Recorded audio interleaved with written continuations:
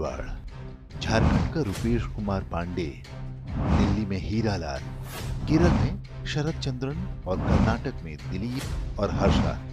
देश भर में हिंदुओं की मॉब लिंचिंग और हत्या की ये सारी घटनाएं एक भयानक भविष्य की चेतावनी हैं। इनमें 3 बातें विशेष रूप से महत्वपूर्ण हैं। पहला, इन घटनाओं की बारंबारता यानी फ्रीक्वेंसी बढ़ती जा रही है। पहले ऐसी घटनाएं हर कुछ महीने पर होती थीं, अब हर कुछ दिन में होने लगी हैं। पहले आप एक को पहले भूलते थे, तब अगली होती थी। आज आप एक पर अपना क्षोभ व्यक्त कर रहे होते हैं, तब तक अगली हो जाती है।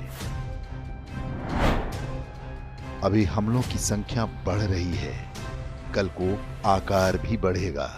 जो हत्याएं आज हर कुछ दिन पर हो रही हैं, वे हर रोज कई होंगी और फिर एक दिन बहुत सारी होंगी। ठीक वैसे ही जैसा डायरेक्ट एक्शन डे को हुआ था, यानी हम उनके नियत डी डे के निकट और निकट पहुंच रहे हैं। हमारे इतिहास में ऐसा कई बार हो चुका है, लेकिन हमने या तो अपने इतिहास को भुला दिया या हमें वो इतिहास बताया ही नहीं गया। दूसरा, इन घटनाओं के लिए उकसावे का स्तर लगातार कम होता जा रहा है।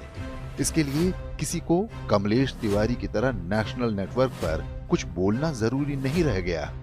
आज एक फेसबुक पोस्ट पर सरस्वती पूजा के विसर्जन पर स्कूलों में यूनिफॉर्म लागू करने का समर्थन करने पर हत्याएं होने लगी हैं। इन घटनाओं के लिए प्रोवोकेशन आगे जाकर और कम होगा। आप उनसे जरा सी भी असहमति व्यक्त करेंगे, यहां तक कि सिर्फ मन में असहमति रखेंगे, तो भी उनके निशाने पर आ जाएंगे। इसके बाद शुरू होगा अगला चरण। जब आपको उनकी ओर से बोलना होगा। यदि आप उनकी ओर से नहीं बोलेंगे, तो चुप रहने के लिए भी उनके निशाने पर आ जाएंगे। फिर दबाव आएगा कि उनकी ओर से लड़ना भी होगा। यदि आप उनकी ओर से नहीं लड़ेंगे, उनके झुंड में शामिल नहीं होंगे, यानी कन्वर्ट नहीं होंगे, तो भी आप उनके निशाने पर होंगे।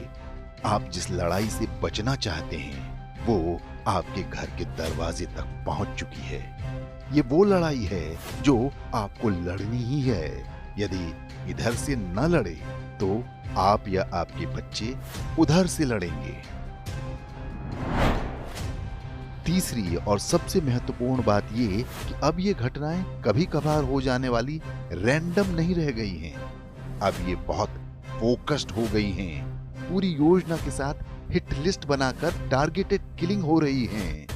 हजारों लोगों ने स्कूलों में मजहबी लिबास के विरोध में प्रदर्शन किया। उनमें से एक जो अधिक विजिबल था, उसको मार डाला। यानी एक संदेश दिया गया है, जो भी प्रतिकार करेगा उसकी हत्या कर दी जाएगी। ये हिंदू समाज द्वारा प्रतिकार के मनोबल तोड़ने का एक सस्ता और आसान उपाय है। हर खेल के अपने नियम होते हैं। क्रिकेट का नियम है रन, जिसने ज्यादा रन बना लिया वो जीत गया। फुटबॉल का नियम है गोल, जिसने ज्यादा गोल किए वो जीत गया। आपकी ड्रिबलिंग स्किल, आपकी स्क्वायर कट की टेक्निक मायने नहीं रखती। हम युद्ध में हैं। दुर्भाग्य से हमारा जस्टिस फॉर हर्षा कहना हमें युद्ध नहीं जिता सकता। फिर भी हमारे मन मस्तिष्क में पल रहा क्रोध महत्वपूर्ण है। वो हमारे संघर्ष को वैधता देता है। जो तटस्थ हैं, निरपेक्ष हैं, उन्हें शत्रुबोध कराता है। फिर भी मात्र इस भरोसे युद्ध नहीं जीत सकते। युद्ध का नियम है हिंसा। यहां जो अधिक हिंसा करने में सक्षम होता है, वही जीतता है।